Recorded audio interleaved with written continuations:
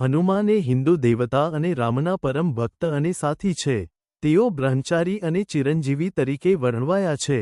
તેઓ બળ, બુદ્ધિ, વિદ્યા અને ભક્તિના દેવતા મનાય છે.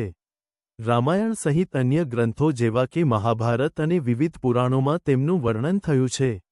તેઓ અંજની અને કેસરીના પુત્ર તેમજ વાયુદેવના પુત્ર છે.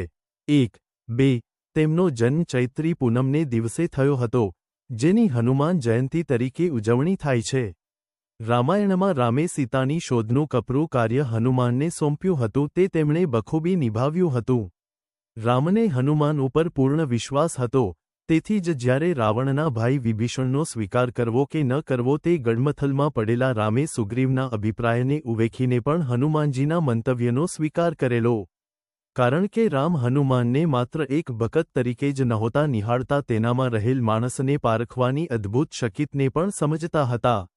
હનુમાને સીતાને અશોક વાટિકામાં આત્મહત્યાના માર્ગે જતા અટકાવ્યા હતા. તેઓ માત્ર એક વિદ્વાન જ નહીં, એક વીર સૈનિક પણ હતા. તેમનામાં કોઈપણ કાર્ય બુદ્ધિપૂર્વક હાથ ધરવાની સમજદારી હતી. તેથી તેઓએ એકલે હાથે રાવણની આખી લંકા સળગાવી નાખી હતી. રામના કોઈપણ મહત્વના કાર્યો કે કટોકટીની ક્ષણોમાં હનુમાન હંમેશા સાથે હતા. ઇન્દ્રજીતના બાણથી મરણશૈયા ઉપર પડેલા લક્ષ્મણને ઔષધિ લાવીને હનુમાને બચાવેલા.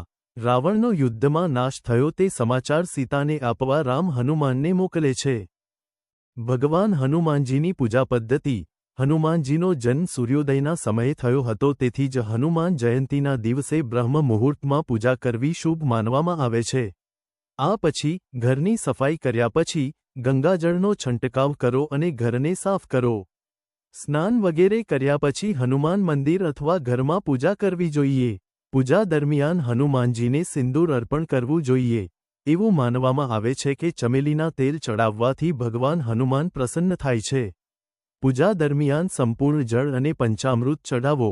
પછી અક્ષત, ફૂલ, અબીર, ગુલાલ, ધૂપ, દીપ, નૈવેદ્ય વગેરે ચડાવો. સરસવના તેલનો દીવો કરો. હનુમાનજીને વિશેષ પાન ચડાવો.